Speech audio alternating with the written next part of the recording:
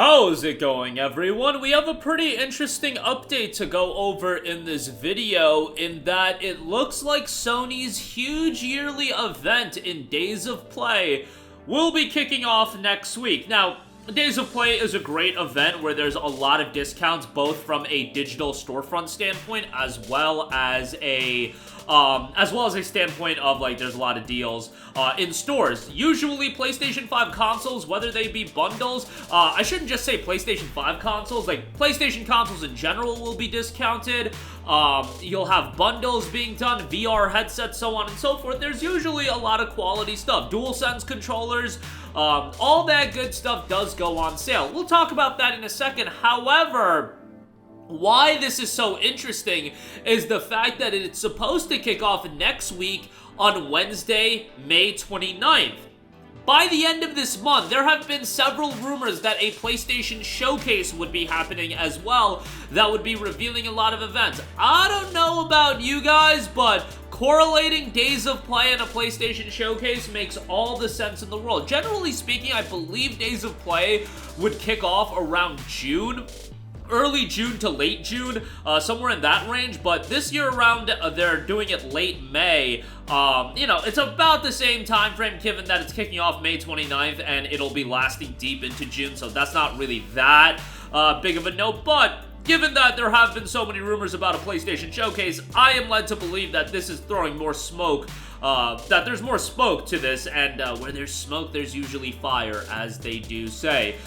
We'll see how that turns out. We've been talking a lot about a potential, showcase, as there's been a lot of rumors, a lot of rumblings as far as the showcase happening. There's rumors that by the time you guys are watching this video, it might even be revealed as far as the showcase happening, and if it does get revealed, we'll certainly talk more about it, but I've given my thoughts and my opinions on what I would like to see out of the event. Again, I'm not expecting the world out of this showcase. However, after the abomination and the atrocity that was last year, and I think, outside of the absolute, hardcore PlayStation fans, most people, at best, thought that it was a mediocre show. I thought it was absolutely terrible and absolutely awful and one of the worst presentations that Sony has ever put on, in the sense that there was this heavy emphasis on multi-platform games, CG trailers, just stuff that people were not interested about, but I look at it from the sense of also, if they were going to be revealing a lot of games, and those games are tentatively scheduled for 2025 and 2026, I would have still been annoyed in the sense that, you're revealing all these games and they're not coming out for 3 years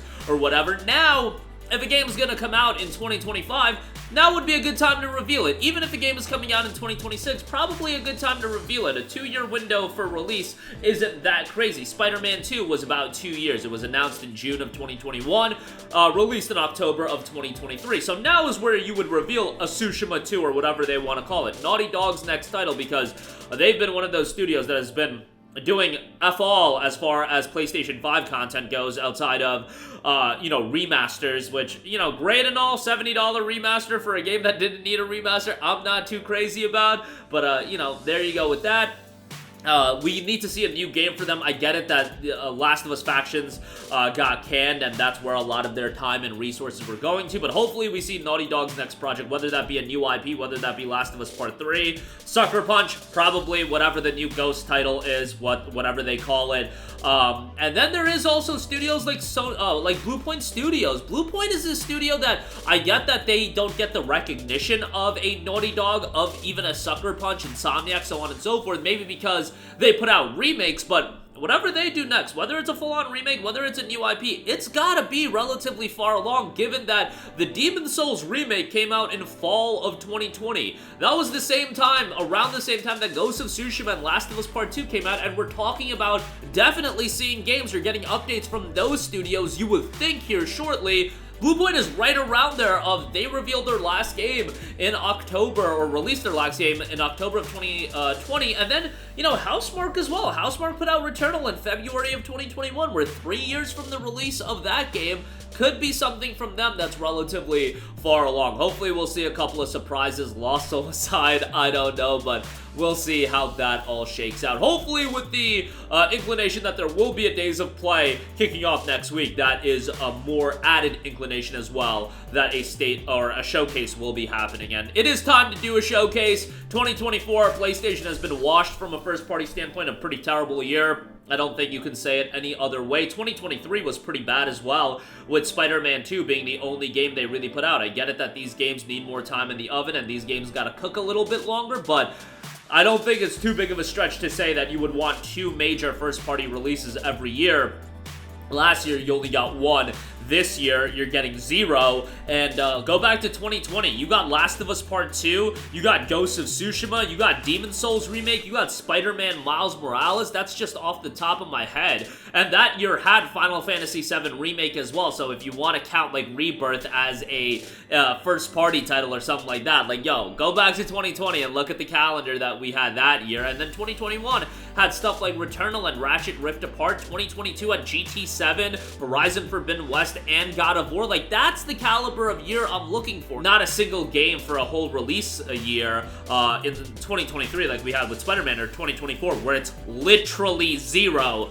So, you know, that's my 2 cents. But circling back to Days of Play, hopefully a lot of great deals, and hopefully we do see the first discount on Spider-Man 2. Let's hope for a discount on PlayStation Plus, since that has generally been one of the discounts that they do offer. PlayStation Plus is still priced absolutely egregiously, and given that PlayStation Plus Extra is terrible these days, as far as the price going up and the content updates being rather lackluster. And hey, I should mention this, probably if a showcase does happen, that Horizon Zero Dawn remake or remaster, whatever they're gonna call it, that'll probably get revealed as well, given that they're pulling Horizon Zero Dawn, or it's already been pulled, I believe.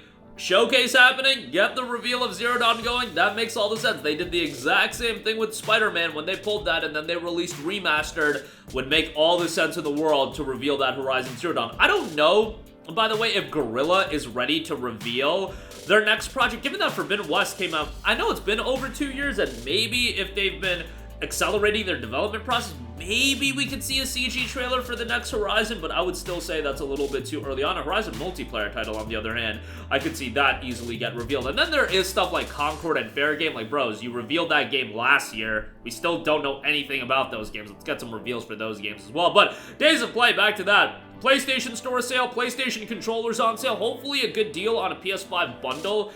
That would be kind of nice, and PlayStation Plus subscription sales as well. I know, like, everybody's down on PS Plus these days. Me, more than anybody, I think. I crap on PS Plus Extra every chance I get because the service is trash, and it used to be better when the price was lower, and generally speaking, that is what happens with the majority of subscription service, but my oh my. The atrocity that is Plus Extra cannot be quantified. Like, it is so bad at this point, and they need to do something, or at the very least, like, lower the price. They're not gonna lower the price. Things ever go down in price. Things only go up in price. So, yeah, it is what it is. But that's gonna do it for me. Again, looking forward to Days of Play. Gonna be a lot to cover there, but hopefully this is also an indicator of a PlayStation showcase happening next week as well. That's gonna do it for me. Let me know all your thoughts in the comments section down below. Sound off there. Thank you for watching, and goodbye.